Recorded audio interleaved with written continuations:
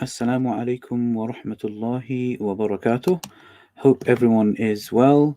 It's nice to have everyone back for our third session of Salah Made Easy with Mufti. And we are back with Mufti Hilal, or our very own Ustad Hilal, who's been traveling all over the British Isles. He may want to tell you about that. He may not. We'll just have to wait and see what Mufti Hilal has to say. So, Mufti Hilal, Jazakallah for being back with us today. I hope your travels went really well, Yep, and alhamdulillah. you've been enlightening people along the road of your, almost never-ending journey, mashallah. So, and also for some reason, it feels like you just came back from Hajj or Umrah. Is that the haircut? Actually, maybe. So, Jazakallah for that, Sheikh. Mashallah, Barakallah fik. Zahra is saying that she's very excited. So is Hussein, and also wa alaikum assalam Mufti Hilal. So Been Jazakallah for being back, and we're in a few excited to weeks, have hasn't you. it? Yeah, absolutely. We're excited to have you back, mashallah. And I think we won't waste any time because it's no longer Zoom. Everyone has the timing, has a link for this YouTube from way back. So I think we're literally ready to go, inshallah. Okay, Bismillah ar-Rahman ar-Rahim. Alhamdulillahi Rabbil Alameen. Wa la aqibatu lil muttaqeen. Wa salatu wa salamu ala Sayyidil Anbiya'i wal Mursaleen wa ala alihi wa sahbihi ajma'in. Okay, actually, Sheikh, you know my other user, could you, I think it's backstage. Which other user? You want him to come front stage? I think so. Would that work? Then Yeah, I there can you see go. does that make a difference with the chat now? No. Oh, it's the same, isn't it? Depend. Yep. Can you see the chat? Yeah, I can see the chat. Okay. There you go. And we also have our very own philosopher MMA who is back with us as well, mashallah. I think philosopher MMA, maybe we need to do a live session with you, and where just about you in general, inshallah, so we know who we are talking to. Yeah, Maybe with it's a very heavy name, a very heavy title, philosopher. MMA, yeah. So there's a lot going on behind that name. Yep. Okay. Jazakallah for that, Sheikh. Yep. Bismillah ar-Rahman ar-Rahim. So we had started our Salah off, and as a quick recap, so we're not going to be able to listen to students because now we're using StreamYard, so students will be joining on through YouTube or through Facebook, right? If I'm not mistaken. So I'm just going to do a quick recap. This table here, this chart here can just cover what we've already done. So these are the steps of Salah that we've covered. So just as a quick recap, raising the hands, saying Takbir, Allahu Akbar, folding the hands, and followed by Sana, سبحانك اللهم وبحمدك وتبارك اسمك وتعالى جدك ولا إله غيرك. أعوذ بالله من الشيطان الرجيم. Tasmiyah refers to Bismillah ar-Rahman ar-Rahim. Then you read Surah Al-Fatiha, followed by a surah. So you can read a short surah, you can read a long surah, you can read a minimum of 3 verses in the Hanafi school, and that will suffice. Then you move down, you say Allahu Akbar, and you bow down into ruku'. And we had our character. Where are we? Let's see if we can find our character. Yeah. So we had the individual who had a very straight back, very straight legs, hands on his knees, and not moving around at all. Then we had the sister's version with slightly bent back, just enough to be able to reach her knees. Then we did Qawma. So Qawma is the technical term. So when you stand up from ruku, that's called Qawma. When you've gone into ruku, you've read your tasbih, then you stand up straight and stand up tall. That's going to be called Qawma. So stand up from ruku, you say Sami Allahu liman hamida, Allahumma rabbana wa lakal hamd. And then this is as far as we got. You say Takbir, Allahu Akbar, and then you make your way down into Sujud and you read the tasbih of Sujud. Now we're going to carry on from here because this is where we left off. Hey, now we have a few students or a few children and adults doing tasbih, doing Sujud. Can you see any difference between those that are doing Sujud? What differences can you see? Who do you think is doing something wrong? Who do you think is doing something correct? There's 4 pictures. there's someone doing sajda in a desert somewhere. Then the other three are children. What can you guys see? Is there anything that you would want to pick out and say, I think this person is doing something wrong? Or I think this child should be doing something different to what they're already doing? So you can use the comment section. You can either use the comment section on Facebook or YouTube, whichever one you're on. And just type it up and let me know what you guys think. Do you think this child is doing sajda how he should be? What about this one over here? Are his arms or hands in the right place? What do you guys think? Hussein, Zahra?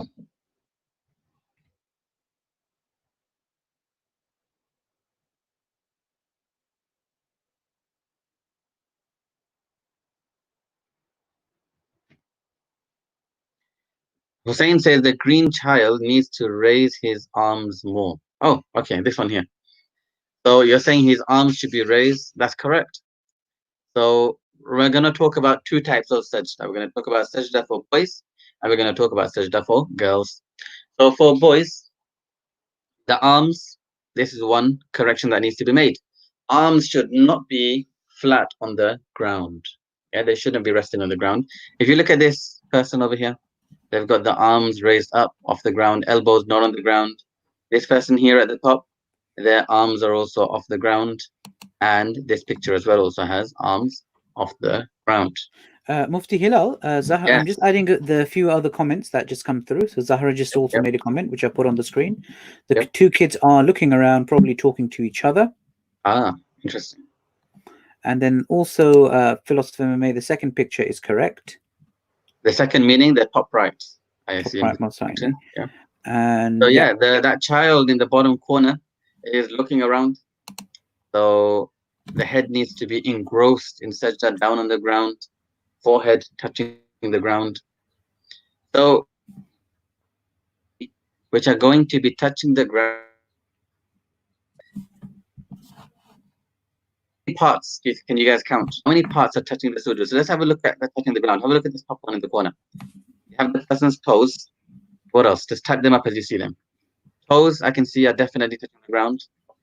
Then their knees are also touching the ground. Elbows shouldn't be. So remember, elbows should be raised. Hands will be on the ground. Nose and forehead. So we have 1, 2, 3, 4, 5. Well, you'll have 2 feet because you're on both sides, 2 knees, 2 palms, nose, and the forehead will all be touching the ground. Now, if we look at this top one over here, there's a few things to look out for when you do sujud. Okay, the first one is how Hussein pointed out, the arms should not be on the ground. They shouldn't be resting on the ground. They should be up. Number 2, this part of this elbow of yours shouldn't be touching the side of your shouldn't be touching the side of your body. And number 3, you shouldn't be so close up that if you look here, there's a nice space over here. There's a bit of space here. The arms are raised up and they're out to the side. They're not tucked in. Yeah, if you're praying in congregation and you have quite a few people praying next to you, then you might have to bring them in slightly. But you don't want them tucked in. You don't want them touching your body. You want them nice and spaced out and not resting on the floor and not resting on the ground. So Zahra said toes, head, nose, lips, knees, palms. Yeah, those are the parts of your body that's going to be connected in sujud. Now, what is the power of sujud? So have a look at this. There are a few hadith which I've collected. The Prophet ﷺ has said, the nearest a servant comes to his Lord is when he is prostrating himself. So make supplication. So in the entire Salah, there are different modes. There are at one point you're reciting the Quran, at one point you're bowing down in ruku, at another point you're standing up tall.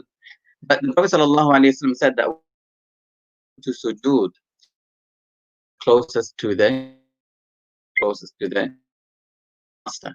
And that is a very, very good time to make dua. That's a very good time to pray to Allah subhanahu wa ta'ala. All the different things that you have wanted in life, that's a very good time for you to pray and ask for those things. And another hadith of the Prophet sallallahu alaihi wasallam says, my ummah, on that day, what day do you think the Prophet sallallahu alaihi wasallam is referring to? When he says, my ummah on that day? What day? Eid day? No, Ramadan? What day do you guys think the Prophet sallallahu alaihi wasallam is referring to here? My ummah on that day.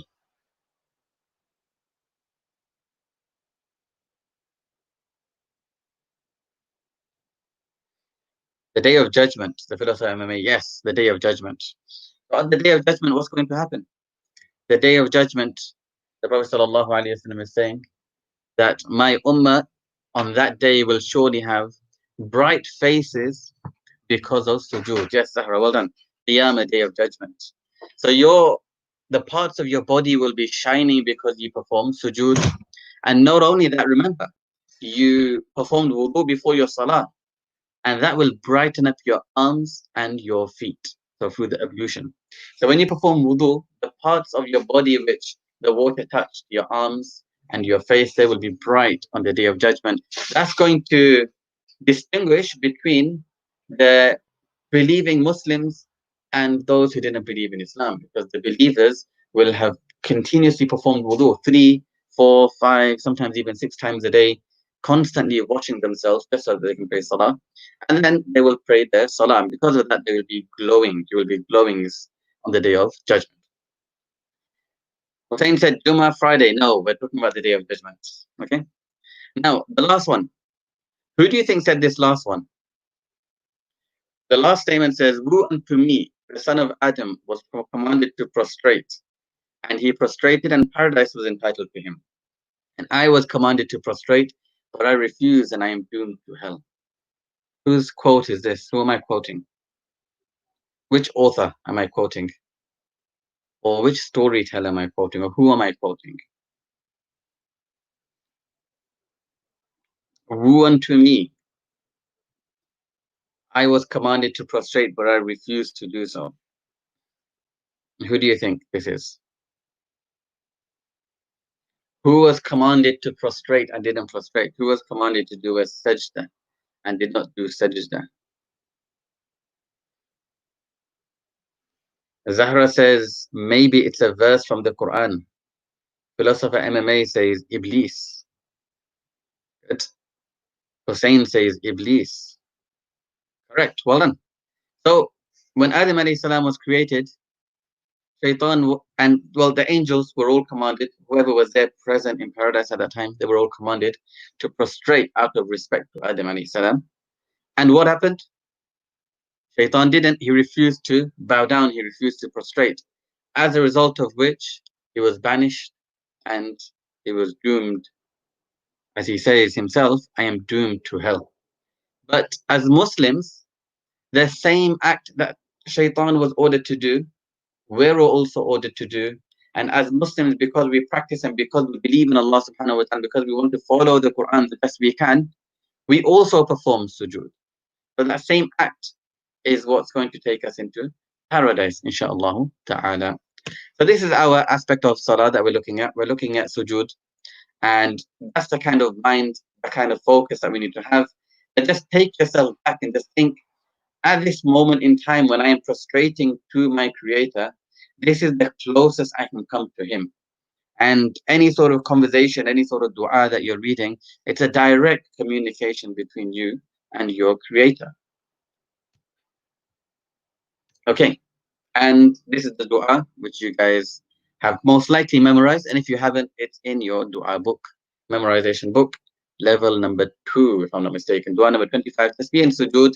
You read this at least 3 times. So when you go into sujud, Subhana Rabbiyal A'la. So you guys can practice this.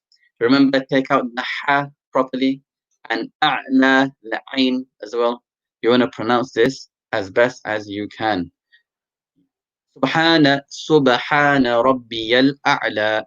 And read it 3 times and read it slowly. You can read more than 3 times. You can read any odd number, 3, 5, 7, 9, 11, 13, 15, 17.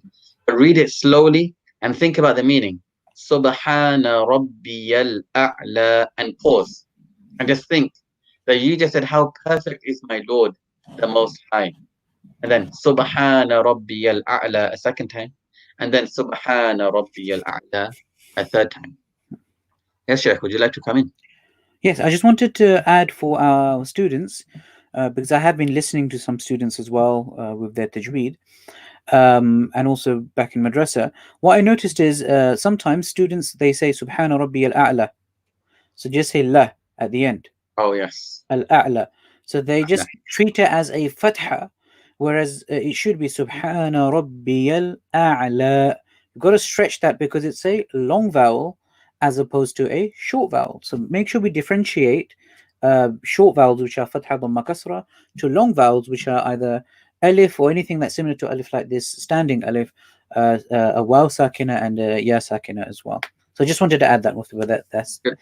And there, actually, just on that, there are a few letters in our salah that if we change them slightly, our salah can actually break and become invalid. And because it's a major error, and it changes the meaning so significantly that the entire salah breaks. And we'll have a look at some of them when we're looking at what actually breaks a person's salah, what kind of movements, what kind of actions breaks a person's salah. But there are going to be certain things like certain du'as that you might read, Subhana Rabbi al-Azim, and if you've not pronounced it correctly, that could actually potentially lead to your salah breaking, because you might have said Azim instead of Azim, and that can have a big difference in the meaning. So this is the dua. There's numerous du'as that you can read, mentioned by the Prophet ﷺ. This is one of them. Subhana Rabbiyal A'la. How perfect is my Lord, the Most High. Now, when you do sajda, think about the kind of connection that you have with Allah subhanahu wa ta'ala. Think about how close you are. That's why I brought these virtues here, mentioned by the Prophet ﷺ. Where are you going to look? You're going to look, well, you're going to be close to the ground, right? You're just going to be looking directly in front of you. Can you close your eyes? There should be no harm in closing your eyes if it can bring you more focus. If it's going to put you to sleep, if it's Fajr and you think closing your eyes is going to give you a bit of a rest, then that's not a wise decision. That's maybe something that should be avoided. But generally, closing your eyes isn't problematic if it's going to help you with your concentration. Okay, now have a look here. I'm going to do this. This is for the boys, and then we're going to go through the sisters. We've got a chart which we used, if I'm not mistaken, in FES or PEP before. Mufti Hilal, Yes. Before you move on to this very important part of Salah, we have, I think, a couple of questions. So the first one I've put up on the screen from Philosopher is, where should we look at in Sujud? Yep, so I covered that. Okay, cool.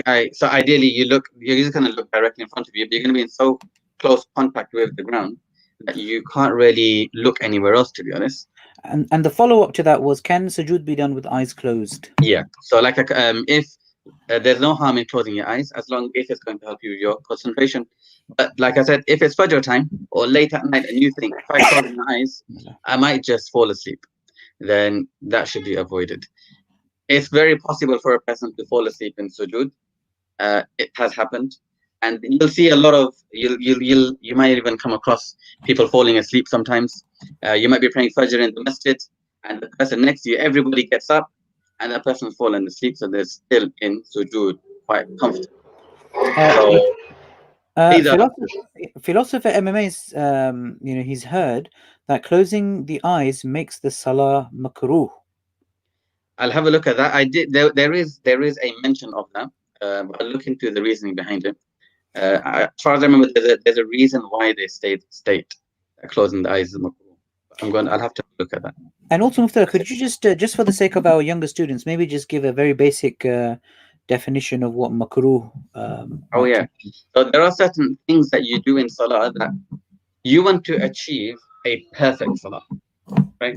So there are certain things in your Salah which you might do, which are going to have an impact on your prayer. So some things might break your Salah and you'll have to repeat it and start all over again. Some things, they won't break your Salah, but they might require you to carry out a penalty.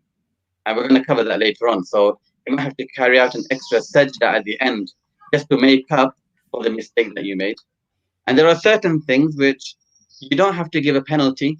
You don't have to carry out an extra sajda to make up for it, but you will reduce in the amount of reward or the quality of your salah. So that's when makruh comes in. So makruh again has two types: makruh tahrimi, a heavy disliked act in salah, and you have a lighter disliked act in salah. But these are things that, inshallah, once we've completed actual practical demonstration of salah, then we'll go into the small details, and then we'll work on how to make our salah perfect. Now remember, the explanation that we're going through here, we're going through an explanation which is going to try and make the salah perfect. If you're carrying out the steps that we're going through, because we haven't said you should fidget, or you should move your hand around, or you should sort your hat out while you're praying salah, or you should roll your sleeves up while you're in the salah. We always said you should try and be focused. You should have as much concentration as you can, and try not to move around and try not to fidget around. The benefit of that is that will remove and reduce all the makruh acts which would have potentially come into prayer. I'll come back in maybe in next week's lesson. I'll do a follow-up on the closing eyes in salah, inshallah. Jazakallah, Mufti. That was great. Barakallah feek. Okay, let's have a look at this now. When you sit up, so from your sajda, you're going to sit up. And then you're going to go into a second sajda. So you have sajda, sitting, sajda, right? This middle sajda is called jalsa. So it's a small sitting, just for a little while. And you're going to sit up. Now, look at the way this person has his feet. The left foot is spread down like this. Now, again, this is according to the Hanafi school. We do have charts actually for the different madhab. So that's something else I can add next week. So anyone who is from a different madhab, then you can have a look at the different ways of sitting. But just for this week, we'll go through the Hanafi school. So the left foot is put sideways and you sit on it. And the right foot is raised. So if you notice, the toes will be facing towards the Qibla. And then you're going to sit on the left foot with the right foot raised. Initially, this will take a bit of practice, getting used to, especially for those that are praying for the first time or trying to sit in this position for the first time. But once you get used to it, it becomes extremely easy to do. What do you read in that jalsa? You have Rabbi ghfirli, my Lord forgive me, my Lord forgive me. There's different du'as that can also be read. Some say you don't even have to read a du'a in this state. You can just do your sajda, sit up, pause for a little while, and then go back into sajda again. Now, here we have some differences between the way a man and the way a woman or a boy and a girl would pray. So, have a look here. If you look at figure 2, when we did the takbir, we had our hands right up to the ears. With the sisters, you just have them up to the chest. With the brothers in the Hanafi school, when you tie your hand, you're going to put it just below your belly button. And with the sisters, it will be on the chest. Figure 4 shows the ruku. When I mentioned that boys will have to have a straight leg and 90-degree angle, right? So their back needs to be as straight as possible with the head straight. Look at figure 4, it shows the sister has bent her back slightly, enough for her to be able to reach her knees. Figure 4 is pretty much the same, 4a. And then you go to 5. So 5 is sujud. What differences can you see with the sajda from what we mentioned a little while ago and the sajda here that you have in figure 5? What differences can you guys see? In your comments, just let us know. Are there any differences? Think about the arms. Think about the feet. One thing I may have forgot to mention is when you're in sajda, if you look at the feet over here, they're straight up and the toes are facing the Qibla. So have a look at this one. This is how a boy should pray. And have a look at this one here. What differences can you guys see? Hussein, Zahra, philosopher.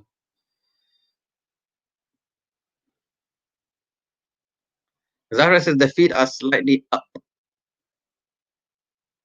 Slightly up. Well, actually, what they've done here, if you look at 5a here, they've actually zoomed in to the feet to show exactly how they are. Down, yes, that's right.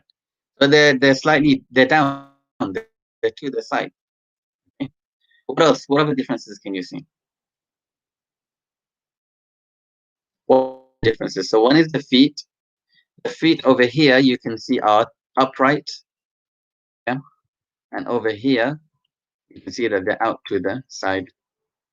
We have Hussein says, I agree with Zahra. What else, Hussein?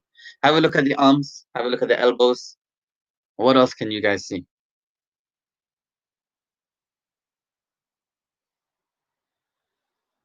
So if you look at the arms, they're resting on the floor. They're relaxed.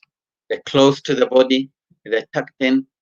And also, they're close to the thighs. So the three things that we said that a boy shouldn't do, he should have his arms up and out and away from his body.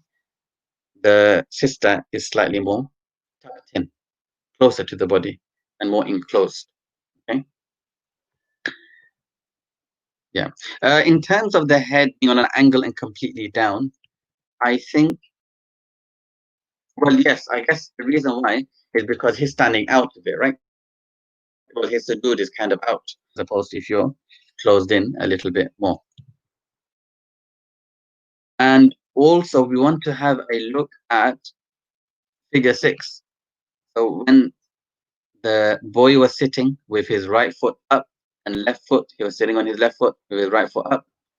Again, figure 6, where is her feet? Just like 5a, just like in Sajda, 5a, the feet are out to the side, both facing. So you can, 8a actually gives a much clearer, oh, there we go, zoomed in right here. So 8a here gives a much clearer picture of how the feet are slightly out to the side. Right. Now, a couple of things to mention here, just on this point, is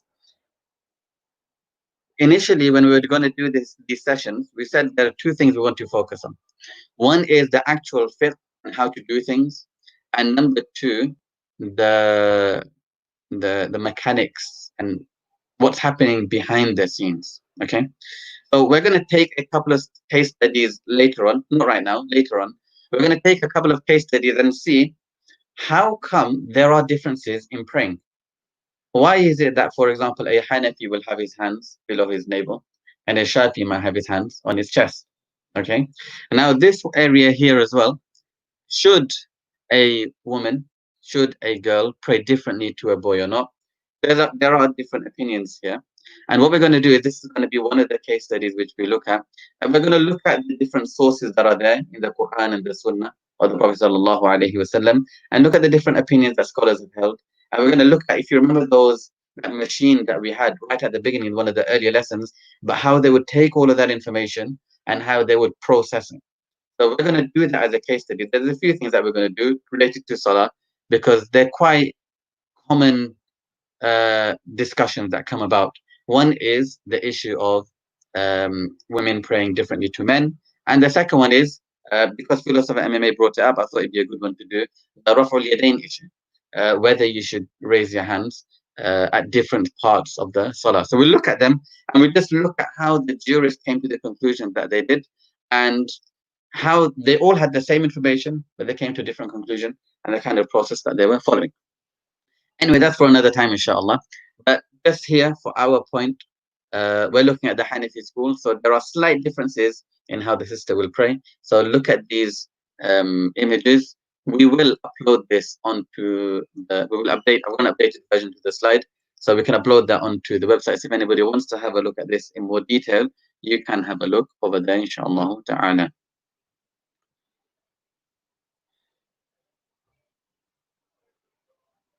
Philosophers ask a good question.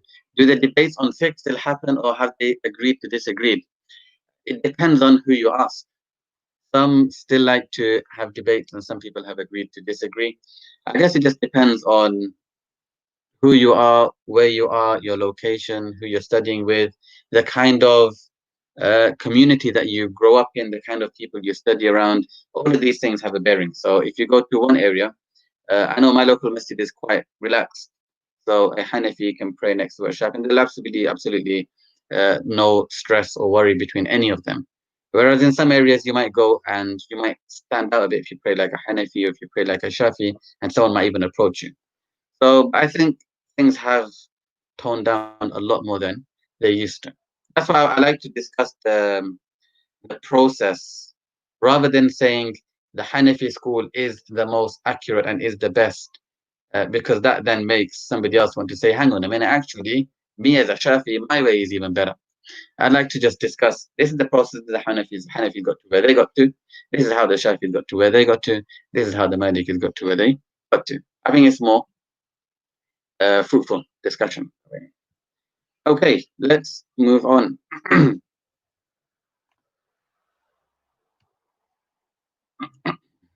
Something's not working here.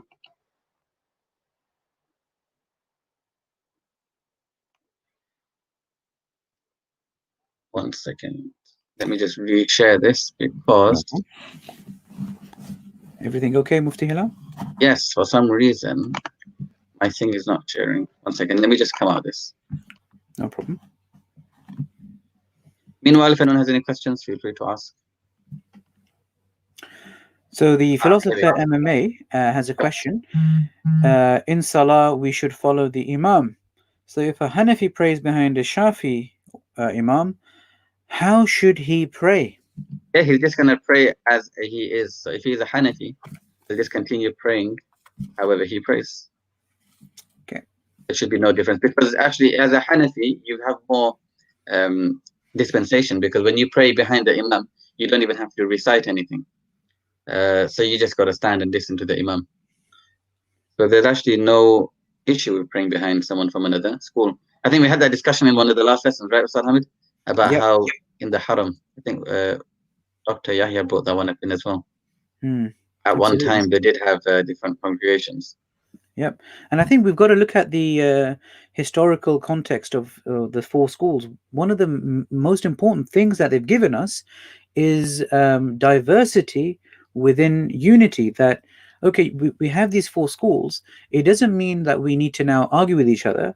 It just means we have four different ways of doing the same thing, right? Just like you have different types of drivers.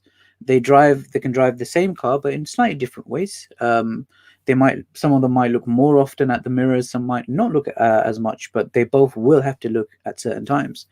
I don't know, just an example I threw in there. But yeah, the most important thing is, historically, what the four schools teach us is that it didn't cause wars between Muslims. Rather, they had so much respect for each other, especially the early imams who founded the schools. And that's who we need to go back to. That, yeah, we have different ways of interpreting a text, but it doesn't mean that the other is any less spiritual than any other. Yeah. I think and also the objective of each one is to try and be as close to the Sunnah as they can. So when you have four individuals standing next to each other, a Hanafi, Shafi, Hanbali, and Maliki, all praying, the reason why they're praying in the way that they are is because they believe that that is the closest way to pray like the Prophet sallallahu alaihi wasallam. So they may physically, visually look like they're praying differently, but the one thing that brings them together is the fact that they're all trying to follow the Prophet sallallahu alaihi wasallam. And that is every Muslim's objective, just to follow the Prophet sallallahu alaihi wasallam. And you might have different routes of getting there. You might have different ways of practicing that and implementing that. So that's what we'll be looking at in some of those sessions, that the different routes and how they got to those differences. But again, as we mentioned last week, the majority of the students follow the Hanafi school, and that's my background as well. So that's why this is primarily based on the Hanafi school. Okay, so we have Sajda 1.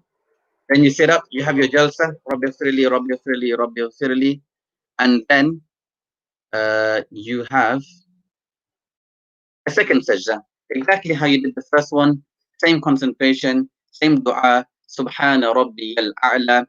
I said different rivers leading to the same sea, exactly. At the end of the day, every Muslim in their mind wants to go to paradise and follow the Prophet sallallahu alaihi wasallam and please their Creator. And I don't think any person who is praying slightly differently is trying to move away from that same objective and purpose. Okay, now here is where I want everyone to focus quite a bit. Zahra Hussein, if you guys are still around, just drop a little comment just so that we know you're still awake. Okay, we have completed one full rakat. Okay. Now what is a rakat? A rak'ah starts from when you do takbir Allahu Akbar and you follow through the process up to where we have got. That is what you call one rak'ah. Okay. And if you look at this column on the left, it gives an overview of what we did. Raise your hands, say takbir Allahu Akbar, sana subhanakallahumma, a'udhu billah, bismillah, fatiha, a surah, say Allahu Akbar, go into ruku, subhana rabbiyal azim, then 3 times, sami Allahu liman hamida, Allahumma rabbana wa lakal hamd, and stand up straight, and Allahu Akbar, and go into sujud, subhana rabbiyal a'la, subhana rabbiyal a'la, subhana rabbiyal a'la, Allahu Akbar, sit up, that's your jalsa, rabbil firli, and Allahu Akbar, back into sujud, second sujud, subhana rabbiyal a'la, subhana rabbiyal a'la, subhana rabbiyal a'la, and that is one rakat. MashaAllah, Hussein is still here. Well done. Okay, so we've done one rakat. Now, this is the question, what do you do now? Okay, now from first, you need to go into your second rakat. So you've done one complete rakat. Now you're going to get up and you're going to go into your second. Now there's going to be slight differences between the first and the second. So at the end of the first one, you're going to stand up straight. So you're going to go from sajda and go right up, standing up straight, standing up tall. Okay. And you say Allahu Akbar as you get up. Now what do? You're going to read the second rak'ah, but there's going to be some differences. I want you guys to point out what differences can you see here. What differences can you see between the first rak'ah and the second rak'ah?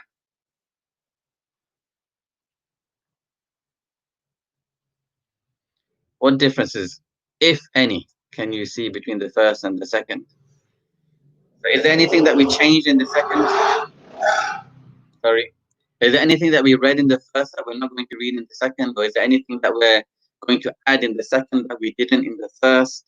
Are there any movement differences? What difference can you see? Have a look at the 2 columns.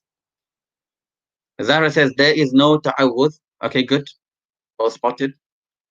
There's no ta'awudh in the second rak'ah. There was in the first. What else?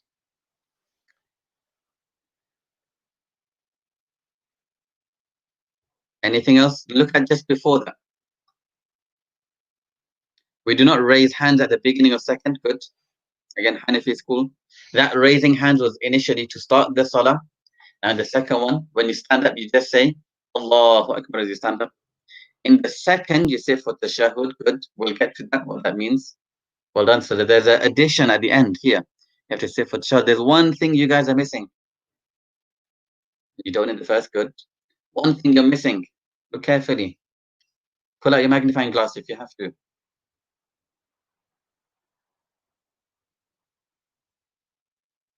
Row 2.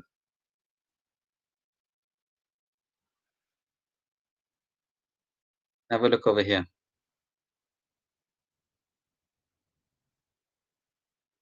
No, Sana. Good. Well done. So look at that. Look at how we started the first one. Raise hands. Allahu Akbar. Subhanaka Allahumma wa bihamdika wa. Right.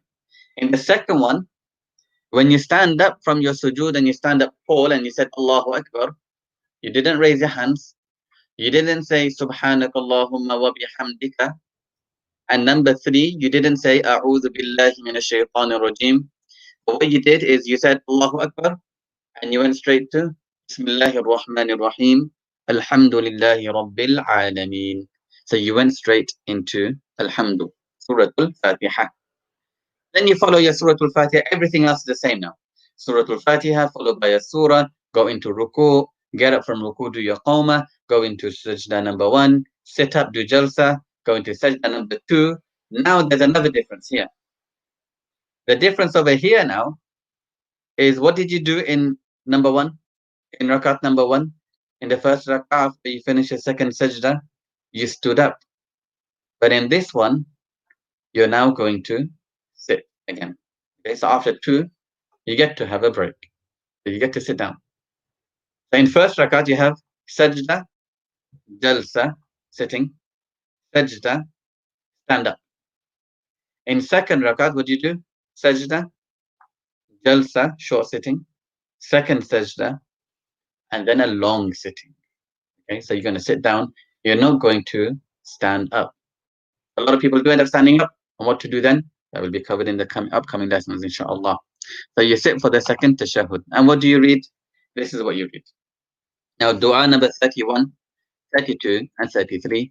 Very important. And I think if you haven't done these, you need to learn these. These need to be recited in the second rakat. Now, if you read it, we're assuming that a person is only reading 2 rakats at the moment. And then we'll add on how to read 4 rakats. So remember, you can't read 1 rakat on its own. You read in 2s. Yes, Maghrib has a 3rd one, but you have to at least read 2 first. Okay? So you're going to read At-tahiyyatu lillahi was-salawatu wat-tayyibatu Assalamu alayka ayyuhan nabiyyu wa rahmatullahi wa barakatuh. Assalamu alayna wa ala ibadillahi as-salihin. Ashhadu an la ilaha illa Allah wa ashhadu anna Muhammadan abduhu wa rasuluh. To Allah belongs all compliments and all acts of worship and good deeds. Peace be upon you, O Prophet. Allah's mercy and blessings. Peace be upon us and upon all of Allah's good servants. I bear witness that there is no God but Allah. And I bear witness that Muhammad is his servant and messenger. And what else do you do? When you get to Ashhadu an la ilaha, you're going to make a slight ring with your hand.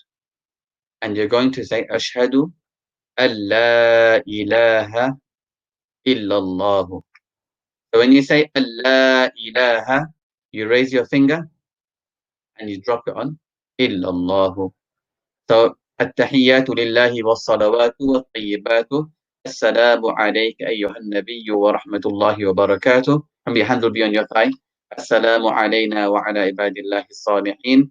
أشهد أن لا إله إلا الله وأشهد أن محمدا عبده ورسوله. And then following that, if we're reading 2 rakats only, we're going to move on to salawat upon the Prophet Muhammad sallallahu alaihi wasallam. Allahumma salli ala Muhammad wa ala ali Muhammad kama sallaita ala Ibrahim wa ala ali Ibrahim innaka Hamidum Majid. Allahumma barik ala Muhammad wa ala ali Muhammad kama barakta ala Ibrahim wa ala ali Ibrahim innaka Hamidum Majid. O Allah, honor Muhammad and the family of Muhammad as you honored Ibrahim and the family of Ibrahim. Truly you are most praiseworthy and glorious. O Allah, bless Muhammad and the family of Muhammad as you bless Ibrahim and the family of Ibrahim. Truly you are most praiseworthy and glorious. And then after that, you have a dua which you read. Allahumma inni zalamtu nafsi zulman kathira wa la yaghfiru dhunuba illa anta faghfir li maghfiratan min indik warhamni innaka antal ghafurur rahim. O Allah, I have wronged myself greatly, and no one forgives sins except you. So grant me forgiveness, a forgiveness which only you are worthy of granting, and have mercy on me. Surely you are the most forgiving, most kind. Okay?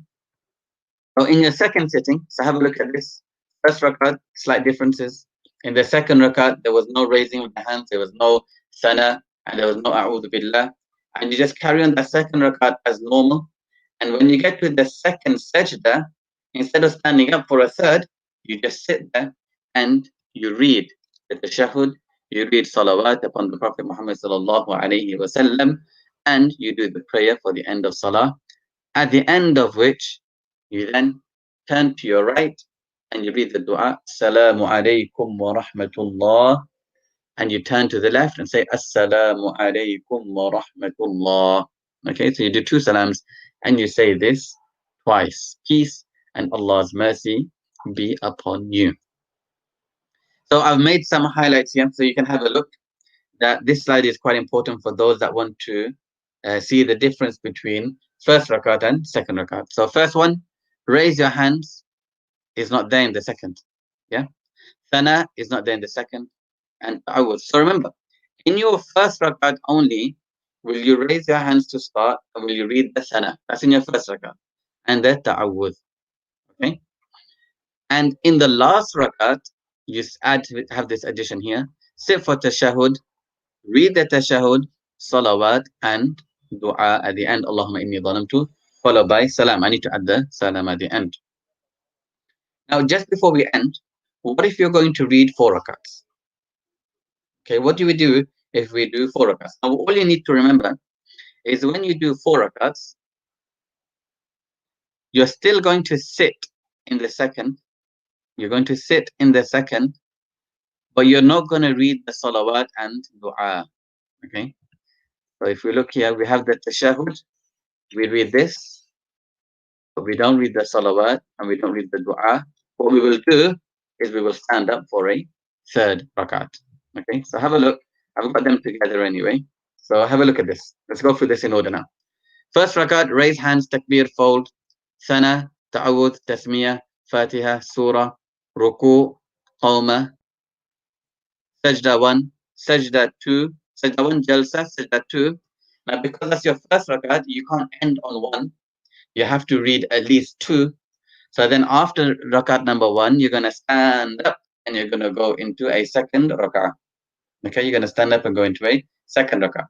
Now, how do we do the 2nd rakat? We're not going to do raising the hands, and we're not going to do sana, we're not going to do ta'awudh. We're going to start with bismillah and read the full 2nd rakat, just like we did the first one. This is the only part it changes. After the sujud number 2, what are you going to do? We're going to sit. Okay, we're going to sit. You always have a break at 2. After your 2nd sujud, you sit for a while, and if you're going to end your salah here, you'll do the tashahud, the salawat upon the Prophet ﷺ, and the dua and end.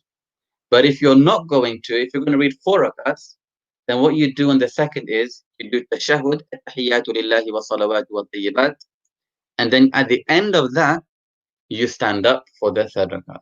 Okay, so remember the 1st and the 3rd are the same. Yeah, after the 2nd sujud, you stand up for the next rakat. In the 2nd rakat, you'll read tashahud. You'll always read tashahud. In the 2nd rakat, you'll always read tashahud, at-tahiyyatu lillahi wa salawatu. And if you're going to end, then you do the salawat and dua.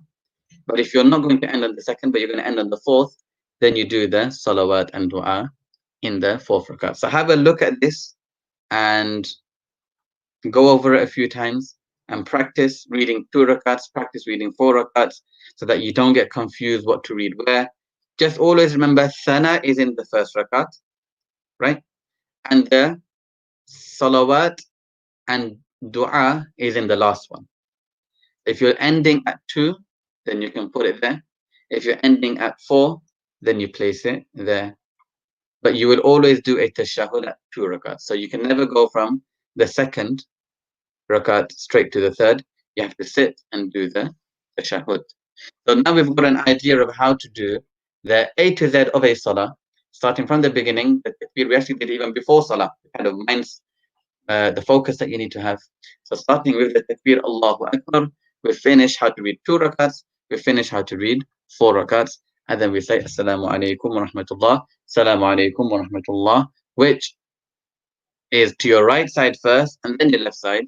And I have to say that because the camera might be reversed, so I might look like I'm doing it on my left side first. Actually, your right side first and then your left hand side.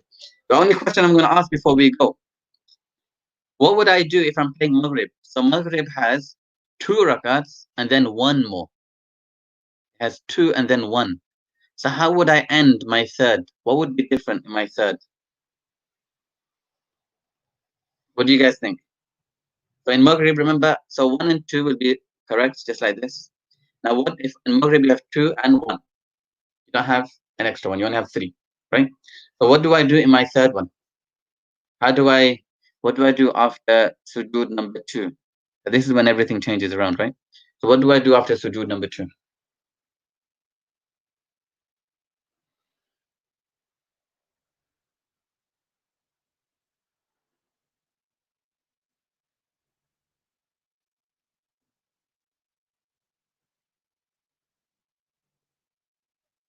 What do you guys think?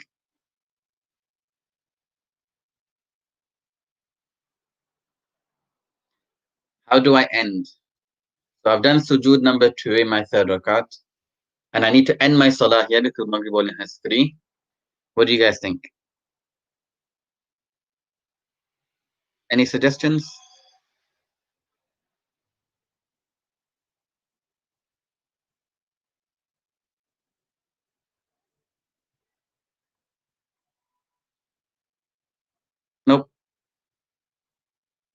No idea?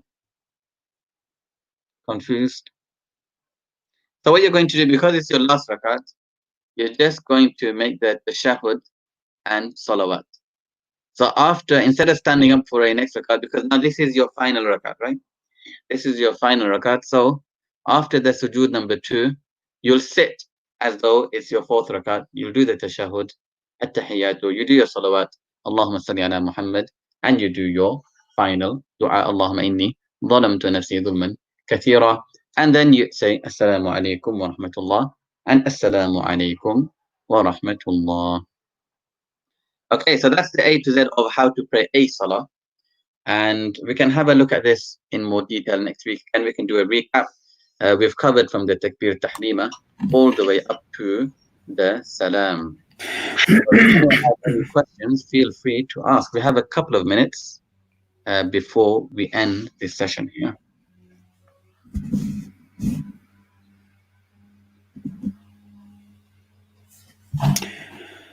Philosopher MMA has said, "Sir, for tasbih." So maybe Sit for tasbih, yeah. Sorry. It probably means sit Oh, for sit. Yeah.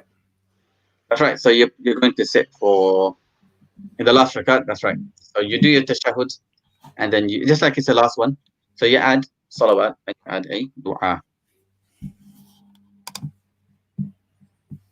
Okay, Sheikh. I think that's us done for today.